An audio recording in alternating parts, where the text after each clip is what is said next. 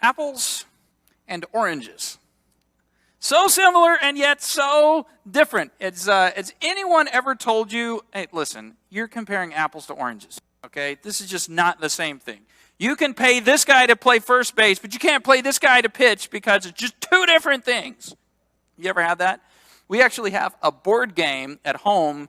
I think it's kind of a board game. It's a card game, I guess, called Apples to Apples, right? And the whole idea is you have to compare things that are actually similar. They're very different.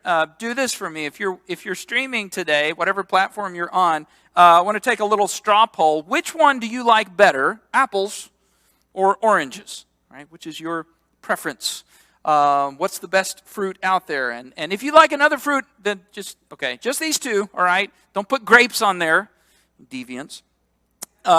Apples and oranges. Now, they're very, very similar, and yet they're so different. And in pointing out the differences, sometimes we forget how similar they are. Both are fruit.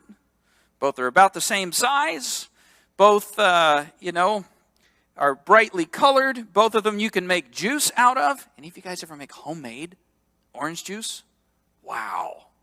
It's not at all like the school orange juice, guys. I'm just telling you right now. They're more similar than they are different, and yet they're unique. And they're equally part of our diet. Okay? And if you could only save one from extinction, well, that'd be a hard choice. In the same way, I know this is going to be a shock to you guys, but men and women are different.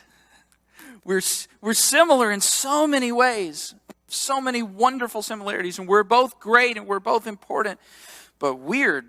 Apples and oranges, right? Mars and Venus, blue and pink, we're different. And I want to talk to you guys as we continue this series of talks on the family.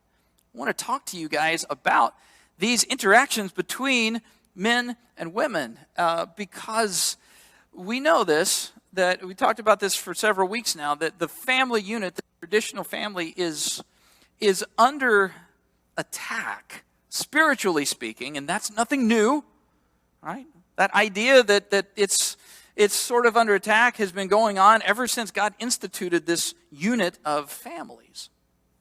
And I think nowhere is that difference seen more than in marriages. Okay, I shared this a few weeks ago, but let me say this again because it just, wow. Okay, in the last 20 years, since 2000, okay, the number of American families who are choosing to never get married and just live together perpetually, has doubled since 2020. The people are like, you know what? What's the point of actually getting married? Let's just do this and not put any of the legality around it. I saw this yesterday that there are several very popular they're not dating sites, but sites like dating sites in the UK where the whole idea is to find someone to procreate with in a platonic relationship with no romance whatsoever.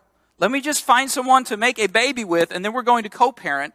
Let's skip the dating and the marriage and the divorce all the way around and just go right to joint custody. And this is a trendy thing because people are like, I don't want it, it's messy. This relationship stuff is kind of hard. Let's just skip it. And yeah, God created men and women, and there's something beautiful in there that we miss. It becomes hard, and people don't want to do it, and part of the reason is we lost a very important piece of context that I want to refocus us on today. And if you're writing notes, and I think we already got that up there for some of you guys, but write this down. I know, it's a shock, but men and women are different by design.